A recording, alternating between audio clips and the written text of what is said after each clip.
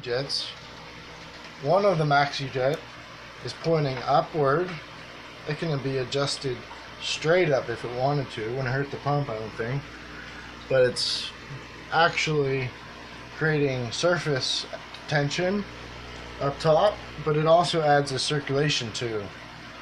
And here's a Maxi jet. These are all 500 gallon per hour Maxi jets. They're all like that.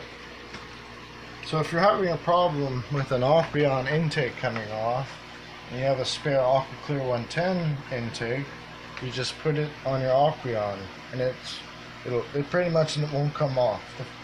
So that helps. And then the power head, a kedsun, 550 gallons per hour. It's got good flow coming out. Its outtake does a good job of circulating your water. And there's one of these per 55, and then there's a 75 that has two of them because it's heavily stocked. But you definitely have to do your water changes, even if you have that power head and that power head with gravel vacs. You have to.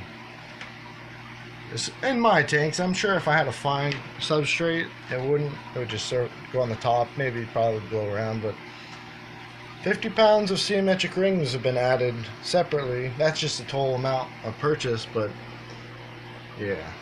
So the AquaClear 110s, the Aqueons, at one time, there was a ton of symmetric rings, and then only a little bit of marine pure, and over time, the marine pure grew and grew and grew, 8 gallons, and the bacteria grew, and the substrates, very old substrates I have, but maintained, these are thick substrates, very thick, but very healthy in bacteria.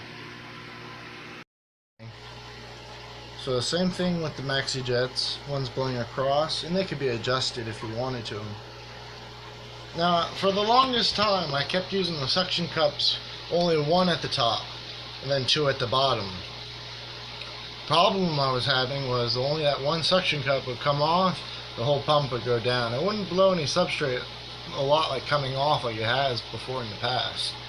But ever since I put these two here and one at the bottom, they've held on. And basically, I've taken from new Maxi jets and replaced with the new ones and kind of spreading them out through the suction cups, so I'd have good suction on the suction cups, because once they get old and worn down, you can see on basically every one on the bottom is old. Now on the 75, I think all three per Maxi jet is new, so but it's that way because that tank is heavily stocked and more algae and nutrients, or not nutrients, but it goes on the suction cup, and then therefore if you don't clean the suction cup, it'll actually fall off and blows all your substrate around. The sun here, I've actually lowered it a little bit from the original position of having it straight in the middle, given that current through the intakes. Replaced the intake of the Aqueon with an AquaClear intake. For the first time you put it in the intake of the Aqueon, it'll be a little difficult, but once you get it in, it'll expand, and then it'll just fit in, come out, just good and easy. But in this aquarium and some other aquariums with biting fish, such as this one, they do knock the intake off, very frequent. And then what happens, these intakes are very strong, 400 gallons an hour.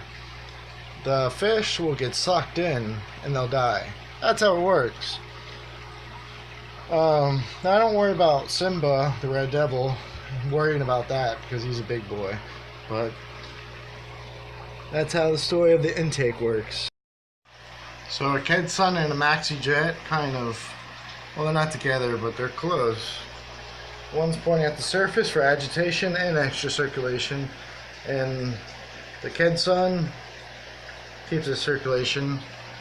And got the aqua clear intake on the aqueon, and then an aqua clear, and then a Maxi jet and a kedsun on this side, creating agitation and circulation. Kedsun, 550 gallon per hour. Actually, from the this tank gets very low fast because it has 4 filters, 2 extra, and a lot of aeration, a lot of agitation. Not too much, but we'll look at that. So what you're looking at is an aqua clear, or 2 aqueons coming down. That's the flow, and then the kedsun absorbs and pushes the bubbles throughout the aquarium, creating oxygen, as you can see. So I have 1 fine, and then 1, 2, 3. So 1 fine and 3 coarse. Now these aren't the original intakes. These are a different kind than this one. This one has an air stone in it. There's a couple tanks that have these type of where the air stone attaches, but these are different sponges. They were on here in the tanks. Put them on here. They still do a good job. Clean those out every water change. They do collect lots of debris. That's good. Jets. These fish really don't dig. The jacks will dig from time to time, but that's about it. One's blowing across, one's blowing straight up. Now what I've noticed with the evaporation tanks is actually lowering this. The fish don't dig, lower this, point it more up, and you'll get less splashing coming out, but it'll still be agitation, which I've noticed what I've done here. There's just enough agitation, but not too much. Here is 2 Maxi jets. So this tank, the Simba, the Red Devil, he digs. So it's good to have your power heads as high as you can get it, but not too high in the aquarium level.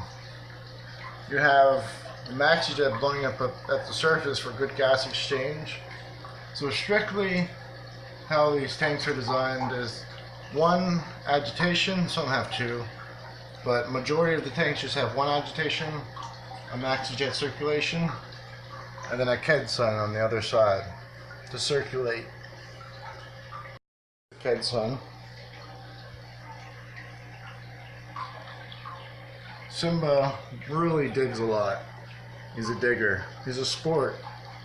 He's a sporty fish, you call it. We'll take a look at him in a little bit though. Aquarium has an air stone. Noticing the air stone in the aquarium is definitely a plus, because you just know that after running 24/7, it's gonna do some good things for you, for your fish.